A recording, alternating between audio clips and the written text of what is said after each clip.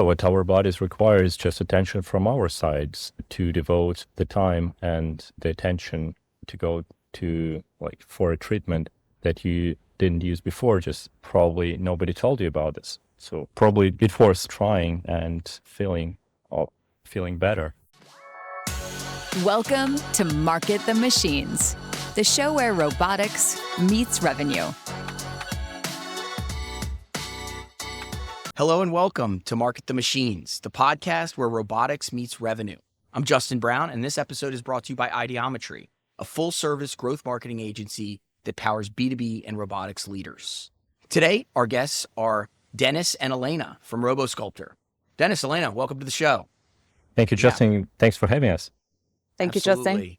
So from my understanding, one of the hardest parts of running a robotics company isn't building something that works. Even though obviously that's an enormous challenge, something that I, as a marketer, could not do. But what I want to talk about is really the ability to figure out how to take that innovation of creating something and turning it into a business. The real test comes after the prototype and finding out who actually will buy it.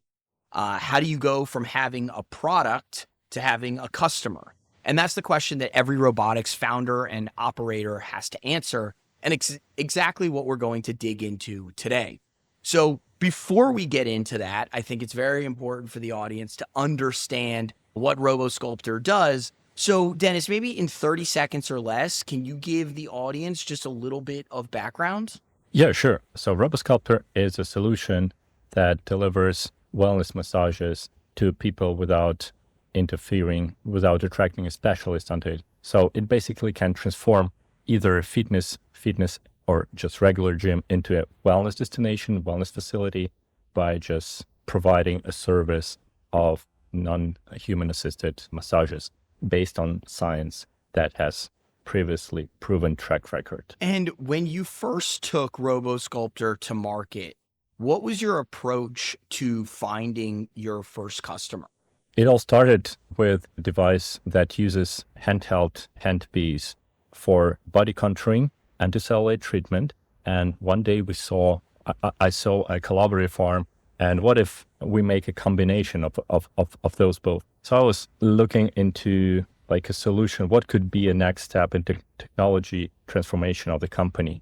Just manufacturing devices is good, but what is going to be the development, the transformation, the future of the company? What is the tech piece of it? And after I saw a collaborative farm, I just said to myself, what if we just put a collaborative farm on top of the device and give the hand piece and make an algorithm to the machine, make an algorithm that makes the machine make the treatment by itself. So that is some kind of tech transformation of the existing services that we previously delivered with manufacturing of handheld devices that were operated by therapists. Yeah. And I'm curious, what clues or feedback were you getting to help you to identify that right buyer profile? Yeah, it was quite tricky because it was a transformation between what the device was planned to be and what is it now. So the Beautylizer, the machine that uses fiber compression by spheres, is a handheld device for lymphatic drainage, and it's mainly aesthetic clinics that use the machine for body contouring and aesthetic field. Sometimes it's beauty, sometimes it's medical aesthetic field. And when we saw that robots was designed to be a part of that market, but after if you make the machine, if you develop the machine 1 or 2 years, it's okay. But if the development process takes 4 or 5 years, so the unit economy becomes different. So you need to address much broader market. So we started to look at different industries. Probably wellness is something where we can fit into. Fitness industry, where is the pain that drives a decision maker to make a choice to use a robotic service of body treatment and a massage. And what was the spark that triggered that shift? So you started in one segment and you later repositioned. How did you make that pivot? It's just making different tests. So in 2023, 2024, we did a multiple roadshow in attending various trade shows in different industries. It was aesthetic trade shows, IMCAS in Paris. It was Cosmoprof in Bologna. It was talking to people. We started to talk to people. It was fitness industry in Dubai Active 3 years ago, and we got feedback. So probably we started to talk to people, and the machine looked differently at that way. So we got feedback such as, maybe you make different design because the machine looks scary. So what if what is a safety system? What is a privacy that you use internally? Do you have security connection protocol, et cetera, et cetera?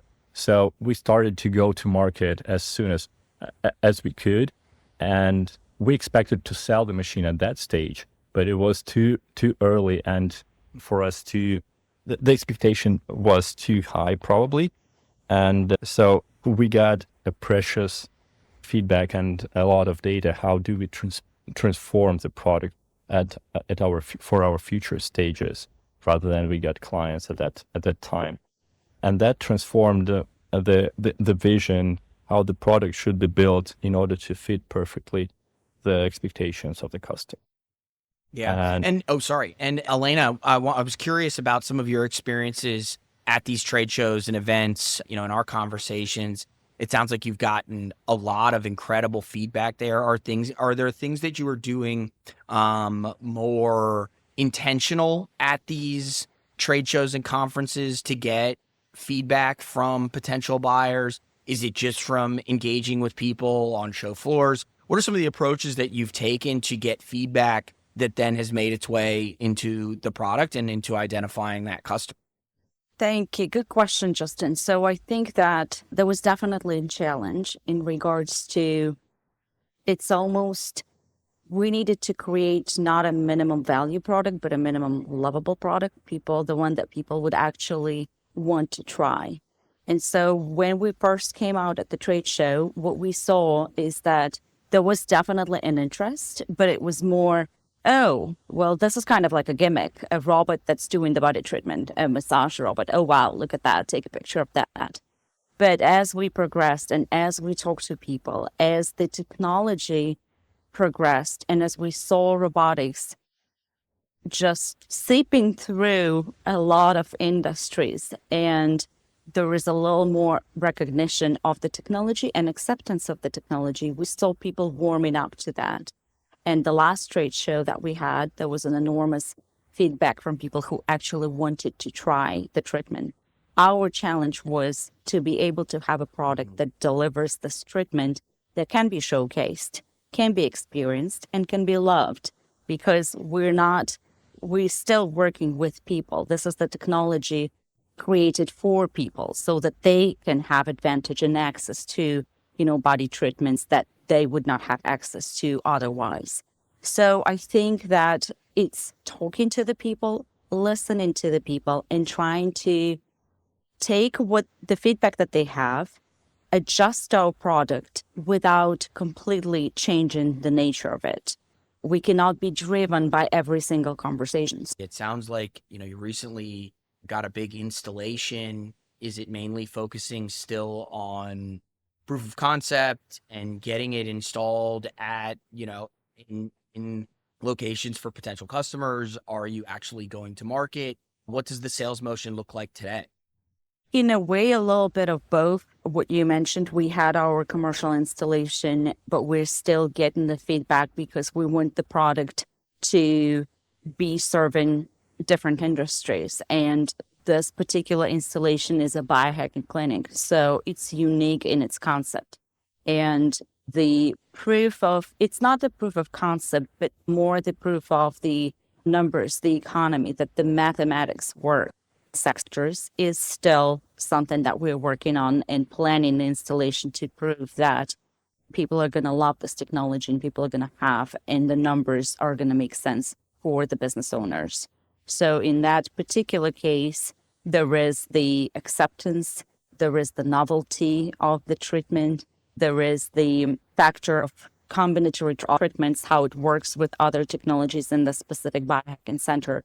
And the installation and the ideal customer profile that we're looking at right now is the luxury spa and hotels and the fitness chains, where there is traffic, where there is the demand, because we see wellness and recovery services being in high demand now. This is what the gym goers expect, and the new technologies and something that differentiates the luxury hotels is something that they're looking for And as Dennis, well. from your perspective, for other robotics founders that are trying to figure out how to land their first customer, what would you say is the biggest lesson that you've learned?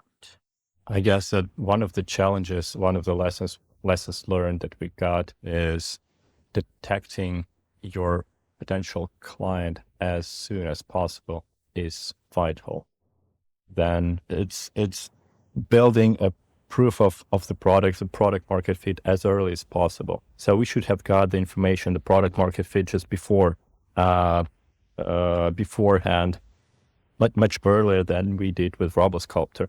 Currently, we're on the stage where we have manufacturing facility ready, hardware and serial manufacturing ready, but we are still in the process of detecting our ideal customer profile. Yeah. And it's still what marketing is survey next that on- and it's still marketing survey that we're making. But we still have the machine in the lab that looks quite raw, and it could have done the treatment for focus audience beforehand so that we could collect data beforehand. And it was just quite too early for us to think that a robotic product is maybe 70% hardware, 30% of software product, because it's vice versa. It's probably 20% hardware, and the most challenging part is software. So what you expect, like 90% that you expect, is probably the half of your journey. So, and lessons learned, let's say, so to detect to have the exact understanding and the vision how your product looks like, what audience does it fit into. So those are two, and as early as possible, you should detect as early as possible your product market fit. Those are the key outtakes that we've got. Yeah. And yeah, that's what I was going to ask, Elena. Be ready to what fail. would you say? You are obviously big influence within Robosculptor. What are some of the takeaways that you've? Well, I remember seeing this video that I shared with Dennis about the startup and people climbing to the top and being ready to fall over and over again. So I think that when you are creating a product, this is your child, and you're in love with this product, and you love everything about it. You may be critical of it, but you still are a little bit attached to it. And so when people come in and criticize that, and you need to start over because obviously you've failed the market expectations, or you've failed this particular customer, I think that can be a challenge, and it requires definitely stamina. So the motivation and the support within the team is critical to continue believing in what you're creating. And that's why hearing the voices from the market that support you, like, the trade show that we did, that the guy came over and he's like, this is just the best thing I've ever had in my life. This feels so great. You guys did a great thing. That definitely is something that we really, really appreciate, because this is not an easy mark to achieve. And do you feel that you now have product market fit, or do you feel you're still evaluating that? I think for some markets, definitely yes. I think that what we saw and the feedback that we received, not only from the business perspective, but from the perspective of their customers. And it's important for the business. They need to know that they're going to have clients using this technology so that it pays off for itself. So for us to say we've created something that makes economic sense, you can just pay it back with, 2 clients a day, and then you will have many more clients because this is the technology that people appreciate and they believe in once they've experienced that. I think we're getting there in the fitness sector market fit well, and we got the validation that we were looking for. In terms of the other markets, in terms of the aesthetics, physiotherapy, those are still the future goals for us to achieve. And I'm sure we'll get there. Dennis or Elena, I'm not sure who this question would be for, but what is next on the roadmap? You now have your, at least some segments of your ideal customer and buyer persona and the industries identified. What is the next step for you for trying to identify more people who would want installations and going to that next phase? Dennis? Yeah, I guess the next stage is going to be just to make installations in every industry and get the data out of it. What is the retention rate? What is the penetration? What we measure will be like how many people do accept, what is the acceptance of the treatments that Robosculptor is able to deliver. So for us, the key parameter is like those people who will accept three and more sessions, who would prefer to buy a plan of 5, let's say, or 10 sessions, who will be ready to retain with the treatment. And for operators, under operators, I mean a fitness studio that would like to own the technology and to offer the service to their members, is the solution could be the like retention rate, decrease of churn rate of their members, engagement of their members, and that's what solves their problem currently, because many fitnesses are now transforming into wellness facilities because of the lack of their value proposition. So probably they transform into spaces where people spend their time, spend their life, and if it's not interesting enough to spend time at, so just people go to other places and spend their money there. So in paddle courts in Dubai, it is a social sport. So they're driven by social environment and interaction between people, not just the sport alone. And paddle courts earn not just on providing the courts to play game at. So they earn on catering, they earn on some classes like Republic Fitness Club that offers drum classes, piano classes, singing classes, and probably swimming. So swimming pool is something that we understand what belongs to a gym, but they offer now cryo cabins, and they offer now red light therapy, they offer now para services, and we expect Robosculptor to be one of those modalities that would fit into the line of well-being transformation for gyms. That is a gym profile. In wellness or 5-star spa hotels, somewhere in we can cover the pain. So the next step is going to those industries and look where we can bring the most value. For wellness studios, for wellness hotels, is probably also measuring how can they benefit from Robosculptor by like what is their benefits? Can they provide the services that are above expectations of their guests? Because these are KPIs that they pursue mainly. They need to overcome the expectations of their guests, and that's what drives wellness industry forward. Yeah, it's so interesting where the wellness industry is going.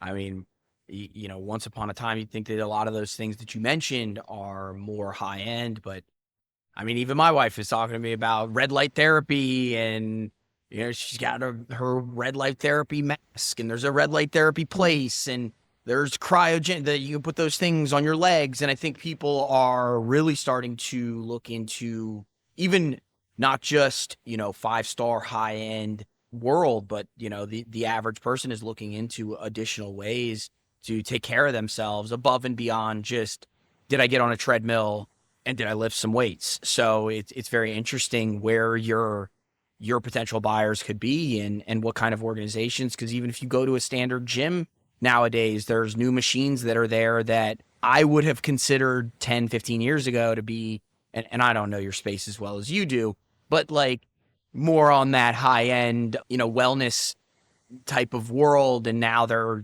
at even a traditional gym. So it's very interesting where the space is heading.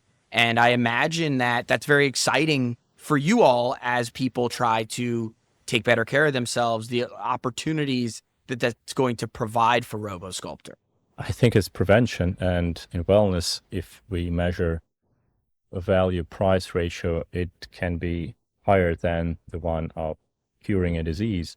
So prevention has no salesperson, actually, so no insurance companies fight to sell more prevention. And that's why probably it is a little bit overlooked by businesses. And now people start to understand the value in it. It's some education that is coming. And now it is a niche market, but a lot of opinion leaders start talking about it louder and louder. So, and we see that Robosculptor fits into the flow with non-invasive massages, therapy that is quite naturally delivered and doesn't require an additional workforce. Where as an impact, I see it broader access to treatments that decrease cortisol as well. Yeah. Yeah, it's super interesting. We run a longevity podcast for one of our clients, and that podcast has more downloads than probably all of our other podcasts that we run for our clients combined. It is something that people in the world right now, you really saw it come on the scene a lot with some of those interviews between David Sinclair and Joe Rogan, where people are trying to figure out, what do I need to do for my body? And not just, what do I put into my body, but how do I take care of my body to live longer, feel better? And while that started off, as a very 1%er type thing, it is making its way to the broader public, where you talk to people and pretty much everybody that you talk to is doing something to try to take care of themselves. And it is just getting louder from my perspective. And I'm not in your space, and I'm still seeing it from my seat, just in how vocal I see the world getting about ways to live longer, take care of yourself, and more focus on, like you mentioned, Dennis, those preventative measures versus, being reactive. Your doctor saying you're overweight, you need to go to the gym, but people really taking a look at how they can take care of themselves when they're already healthy. And I think that presents a very exciting thing for Robosculpt. Yeah, what our bodies require is just attention from our sides, to devote the time and the attention to go to, for a treatment that you didn't use before. Just probably nobody told you about this. So yeah, well, probably it was trying and feeling better. Yep. Well, I think that's pretty much all I had for today. Elena, I don't know if you had any final words for, where you see Robosculptor heading. I know when we had talked, you mentioned that there were a lot of really exciting things that you just did and that you're currently doing. What do you have on the horizon? Yeah, I think that the trying to help businesses differentiate into the longevity area and sector and the sphere is one thing, but along the pipeline for us, I think the product differentiation and the development, adding new tools and technologies. We always dreamed of the Robosculptor being a multi-treatment platform. Right now, we're featuring vibro-compression technology, which is very effective for circulation and lymph improvement, delivering a great muscle recovery results with an added benefit of the toning and sculpting effect, which really sets Robosculptor apart. But adding other tools and other modalities that people may use in their longevity treatments would be something that actually not would be, but is something that we have in the product backlog, and go into new markets, obviously. I think that's always exciting and challenging. Once we have our home territory covered, we're looking forward to expanding into. Love it. All right. Well, as we wrap up here, Elena, Dennis, where can people go to find you and to find Robosculptor? It's a simple way under www.robo-sculptor.com. I guess it's well-designed internet site that Elena put together. So it took us 6 months to combine all the information into one place to give to people understanding what is the product about. It turned out not to be as easy as we expected. So it's not just simply a massage robot, but still, hopefully, everyone can get some information from the internet side there. Awesome. I was just about to invite people to come over to our production city in Dubai, where we have a showroom, and we have very, very hospitable team. So just Google Robosculptor. You're going to see the Google reviews. You're going to see our Instagram page and where we post our updates. So we're very, very welcoming to everybody who wants to come. My brother lives in Hawaii. I'll have to see. I think that's the wrong direction, unfortunately, because my father and brother actually used to live in Thailand. And so we did stop in Dubai. I would have to make an afternoon of it to come and test it out. But if I'm ever there, I will take you up on that. You can also find them both on LinkedIn. For sure. I'll put some links within the show notes. Thank you both for joining me on another episode of Market the Machines. Thank you so much, Justin. It's a pleasure, Justin. Thank you so much. Thanks for listening to Market the Machines. For more robotics insights, follow the show wherever you're listening and visit our website for additional resources.